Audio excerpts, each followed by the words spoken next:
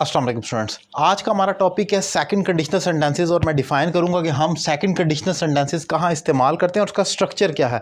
Second conditional sentences ये आपकी एक कह लें कि फ्यूचर हाइपोथेटिकल कंडीशन को शो करता है, कोई फर्जी सूरत हाल जो आप सपोज करते हैं कि अगर ये हुआ, चांस की बात है, यकीन नहीं होता। सेकंड कंडीशनल में we are not sure about the action, अगर ये हुआ तो फिर ये हो जाएगा। इसकी ना उर्दू आइडेंटिटी भी बड़ी इंपॉर्टेंट है, वो भी मैं आपको डिफाइन करूंगा, लेकिन पहले इसके स्ट्रक्चर की तरफ चलते हैं। स्ट्रक्चर ये होता है कि इसकी इफ क्लॉज पास्ट इंडेफिनिट होगी और रिजल्ट क्लॉज में वुड, कुड, शुड का इस्तेमाल किया जाएगा। लेकिन सवाल ये पैदा होता है कि हम स्ट्रक्चर तो अप्लाई कर देंगे, लेकिन हमें पता तो चले कि ये फर्स्ट कंडीशनल है या सेकंड कंडीशनल है।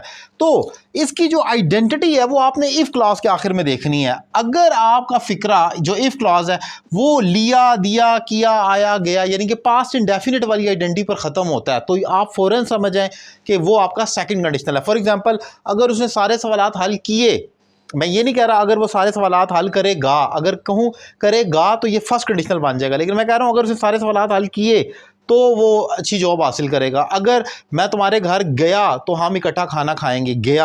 अब ये फ्यूचर के एक हाइपोथेटिकल कंडीशन को शो, अगर ये हुआ, चांसेस की बात है, वी आर नॉट श्योर। जब यकीन नहीं होता फ्यूचर के किसी एक्शन के हवाले से और हम एक डिज़ायर का इजहार करते हैं या फर्जी सूरत हाल का एक्सपोज करते हैं खुद से, तो वहाँ पर सेकंड कंडीशनल अप्लाई होता है। लेकिन अगर आपको डेफिनेशन नहीं भी पता चलती ना, तो जो मेरी ट्रिक क्या बनाई हुई वो देख लें कि अगर आपका अगर वाला जो इफ क्लॉज है वो लिया, दिया, किया, आया, गया वाली आइडेंटिटी पर ख़त्म हो रहा है, तो ये सेकंड कंडीशनल है।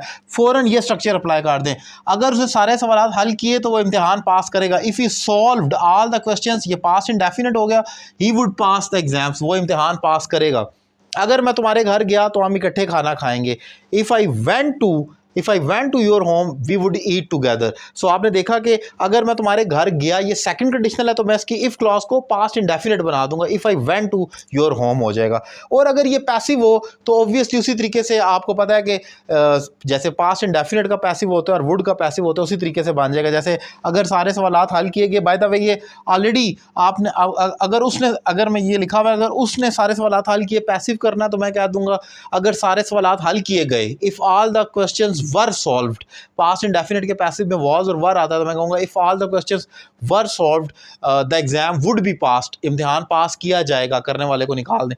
लेकिन इंपॉर्टेंट पॉइंट जो है वो ये है कि आपने आइडेंटिटी देखनी है। अगर आया, गया, लिया, दिया पर ख़त्म हो रहा है इफ क्लॉज, तो सेकंड कंडीशनल गिना जाएगा और फ़ौरन फिर आपने ये स्ट्रक्चर अप्लाई कर देना है। ये एक इंपॉर्टेंट टॉपिक मैंने डिफाइन किया। उम्मीद करता हूँ लेक्चर आपको पसंद आया होगा। Thank you very much.